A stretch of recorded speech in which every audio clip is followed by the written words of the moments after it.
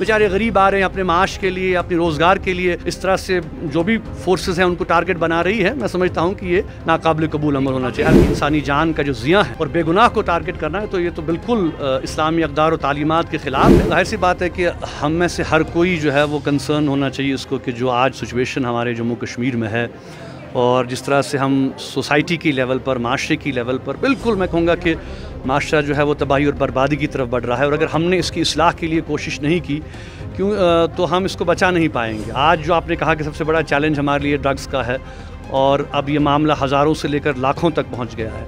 देखिए, जब तक इसमें जो मैंने यहाँ पर भी ये कहा कि आज तकरीबन 5 साल के बाद जो है मुझे मौका मिला कि सीरत के इस प्रोग्राम में मैं भी हिस्सा ले सकूं, तो फोकस हमारा यही था कि सोसाइटी की अगर हमें चेंज करना है, हमारे पास क्या स्ट्रक्चर है, हमारे पास क्या एक ऐसा तरीक़ाकार है जिससे कि हम अपनी सोसाइटी में बेहतरी ला सकते हैं। और बहैसियत मुस्लिम मेजॉरिटी स्टेट की हमारे पास जो बेहतरीन नमूना है, जो हमारे पास बेहतरीन जो एक हमारे पास जो एक सिस्टम है, वो हुज़ूर सल्लल्लाहु अलैहि वसल्लम की सीरत है, उनकी तालीमात है, उनके अहादीस हैं, उनके अक़वाल हैं। और ये एक ऐसा मौजू है जिस पर कि जितना भी हम लोगों को इनवाइट कर सकें कि आप स्टडी कीजिए। देखिए ना, मैंने यहाँ पर भी ये बात की कि हमारा फोकस सिर्फ फॉर एग्ज़ाम्पल हम यूथ को लें आजकल। माशाल्लाह इसमें दो राय नहीं है कि कश्मीर का नौजवान जो है एजुकेशनली अगर हम कहें, हाँ मेहनत भी करता है, इंजीनियर भी बनता है, डॉक्टर भी बनता है, IAS भी करता है, ज़िंदगी के हर तबके में माशाल्लाह कश्मीर का नौजवान कश्मीर से बाहर जाता है तो बहुत अच्छा करता है। हमारा डायस्पोरा बहुत स्ट्रॉन्ग है, हमारे इकोनॉमिक उस लिहाज से जो अपॉर्चुनिटीज़ जहाँ जहाँ कश्मीर के बच्चों को मिलती हैं माशाल्लाह वो अवेल करते हैं। मगर तालीम जो है वो सिर्फ डिग्री नहीं है, तालीम सिर्फ रोज़गार नहीं है। बेसिक तालीम जो है वो है कि जब तक हमें कैरेक्टर बिल्डिंग और सोशल इश्यूज़ पे यानी अखलाकियात पे जो बेसिक जो मैं यही कह रहा था कि हुज़ूर सल्लल्लाहु अलैहि वसल्लम की अगर हम ज़िंदगी का अहाता करें, जो उनका जो टारगेट था वो पहले इंडिविजुअल था कि पहले ईमान हो, उसके बाद अमल सौलेह। ये बुनियाद है।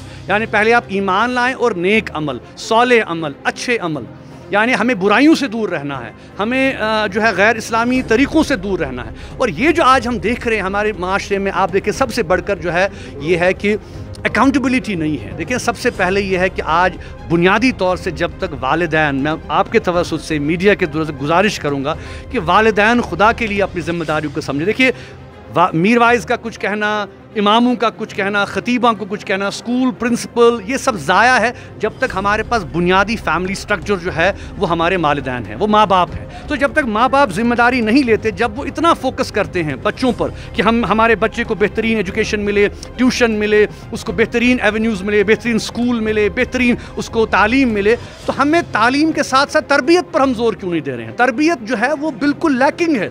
आज हमारे घरों में तरबियत का जो मिजाज है वो है ही नहीं।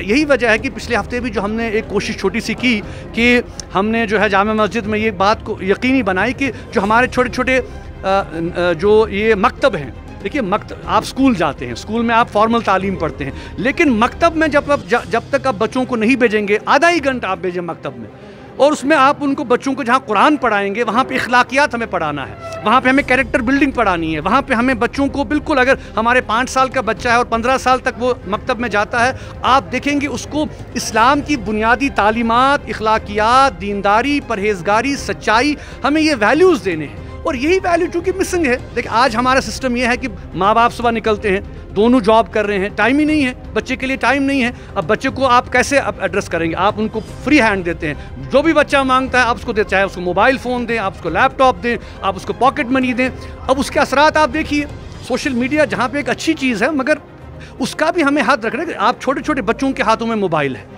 8-8 साल के, 6-6 साल के बच्चे जो है मोबाइल पे ऐसे खुराफात देख रहे हैं, उनके जहनों पे क्या असर पड़ रहा है? ये माँ बाप की जिम्मेदारी है कि कम से कम जो है इसको तो वो एक सिस्टम बनाए ना।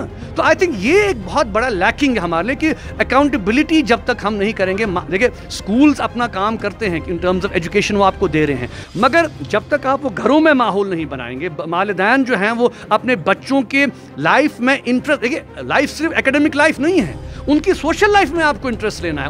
आपको पता होना चाहिए कि मेरे बच्चे का दोस्त कौन है, सहेली कौन है, किन के साथ उठता है, किन के साथ बैठता है, इसका फ्रेंड सर्कल कैसा है, इसका दायरा कैसा है, कैसे जहन को क्या रुझान इसका बन रहा है। हमने ये सब, हमारा सिर्फ फोकस ये कि हमारा बच्चा स्कूल जाना चाहिए, स्कूल के बाद वो जाना चाहिए जी क्या है ये एकेडमिक ये जो है जो खुले हुए हैं ये उसको 97, 98 और 100% लाने चाहिए ताकि उसको एडमिशन मिले। यहाँ हमारा सारा यही हमारी सबसे बड़ी खामी है। और आज आप देख रहे हैं कि देखिए हमारे कंपटीशन इतना बढ़ गया है, साइकोलॉजिकल इश्यूज बढ़ गए हैं, उनकी वजह से मनशियात, इजी मनी, ड्रग्स, उसके बाद खुराफात, ये सारा सोशल मीडिया, इसको चेक्स और बैलेंसेस जब तक हम खड़ा नहीं करेंगे अपने समाज में, अपने माशरे में, हम तब्दीली नहीं ला सकते।